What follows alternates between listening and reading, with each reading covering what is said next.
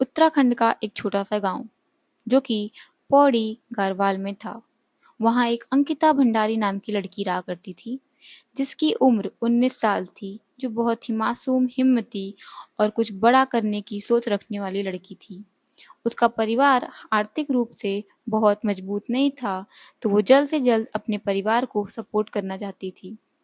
उसने hotel management का course कर रखा था और अब वो जॉब की तलाश में थी। अगस्त 2022 में अंकिता को ऋषिकेश के पास स्थित वंत्रा रिजॉर्ट में रिसेप्शनिस्ट की जॉब मिलती है। ये रिजॉर्ट वहाँ के लोकल लोगों और वीआईपीज को बहुत ही अट्रैक्ट करता था, क्योंकि ये पहाड़ों के बीच में था। ये रिजॉर्ट किसी और का नहीं बल्कि वहाँ के एक बीजेपी लीडर विनोद आर्य के बेटे पुलकित आर्य का था। अंकिता के लिए ये नौकरी एक बहुत ज़रूरी और एक अच्छी शुरुआत थी।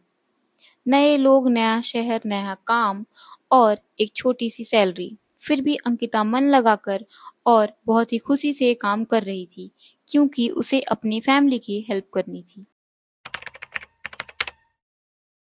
अंकिता खुशी से उस रिज़ॉर्ट में काम कर रही थी, लेकिन कुछ ही दिनों में उसे वहाँ कुछ तो गड़बड़ लग रहा था। उसे लग रहा था कि इस रिज़ॉर्ट में कुछ तो सही नहीं चल रहा है। अक्सर पुलकित आता था, काफ़ी देर तक रुकता था और वीआईपीज़ के लिए कुछ स्पेशल अरेंजमेंट की बात करता था, लेकिन वो अभी तक समझ नहीं पा रही थी।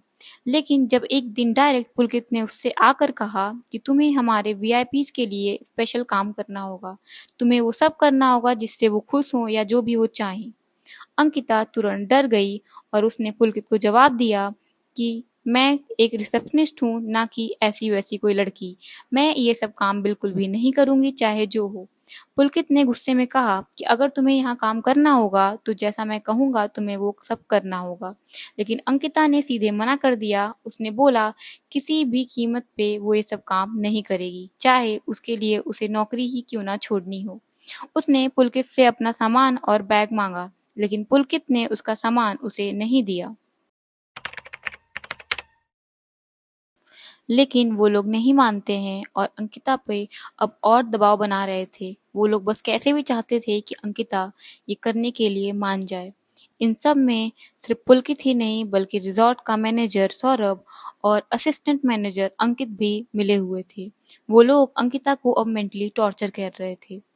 ये सब बात अंकिता अपने एक फ्रेंड से बताती है कि कैसे इस रिजॉर्ट में सब खराब है और कैसे लोग उसे मजबूर कर रहे हैं एक एस्कॉर्ट बनने के लिए, वीआईपी लोगों को एक्स्ट्रा सर्विस देने के लिए। वो बहुत ही परेशान है, वो ये सारी बात अपनी फ्रेंड को बताती है कि उसे अब इस रिज़ॉर्ट में डर लग रहा है।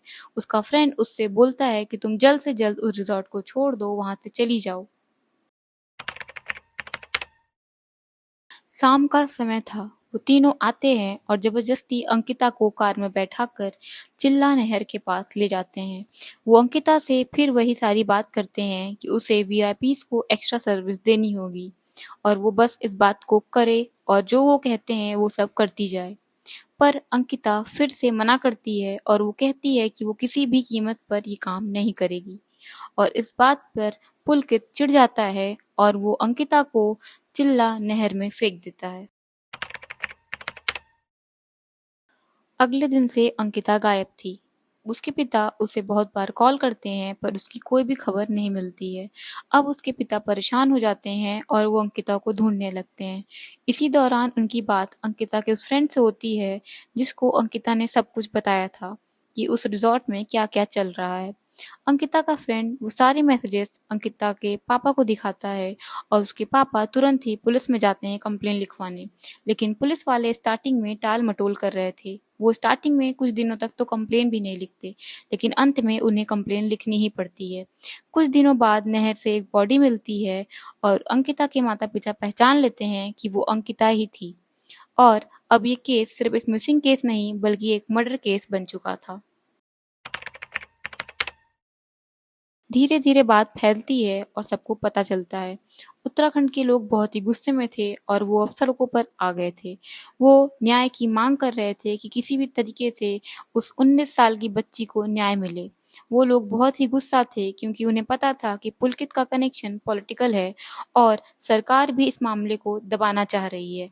वो लोग सरकार से भी बहुत गुस्से में थे। सरकार पर दबाव बढ़ता जा रहा था। सरकार ने ये केस एसआईटी को सौंप दिया। एसआईटी की इन्वेस्टिगेशन में ये पक्का प्रूफ हो जाता है कि पुलकित, अंकित और सौरभ तीनों ने मिलकर ही अंकिता को मारा था। मैसेजेस से ये पक्का प्रूफ हो जाता है कि वो तीनों अंकिता पर दबाव बना रहे थे एक्स्ट्रा सर्विस करने की। एक स्कॉट का वर्क करवाना चाह रहे थे वो अंकिता से। इसी बीच वो रिज़ॉर्ट बुलडोज़र से गिरा दिया जाता है, जैसे मानो कि उस रिज़ॉर्ट में जो भी प्रूफ हो, उसे ख़त्म किया जा रहा हो। और यही होता भी है। उस रिज़ॉर्ट के गिर जाने की वजह से ऐसे बहुत से प्रूफ जो मिल सकते थे, वो नहीं मिलते और वो प्रूफ सब दबा दिए जाते हैं। करीब 2.5 साल बाद 30 मई 2025 को कोर्ट अंकित, पुलकित और सौरभ को दोषी बताती है। इस केस में हम ये देखते हैं कि कैसे लड़कियों को, महिलाओं को अपने वर्किंग प्लेस पे भी ये सब झेलना पड़ता है और बहुत सारी महिलाएं तो अभी भी ये सब झेल रही होंगी। इस केस में अंकिता ने पैसों से ज़्यादा महत्व अपने सेल्फ रिस्पेक्ट को दिया, जो कि एकदम सही था। आज की स्टोरी यहीं खत्म होती है। अगर आपको मेरी वीडियो पसंद आती हो तो प्लीज़ मेरे चैनल को सब्सक्राइब करें, वीडियो को लाइक करें और बेल आइकन दबाना बिल्कुल भी ना भूलें। अब मिलेंगे नेक्स्ट वीडियो में।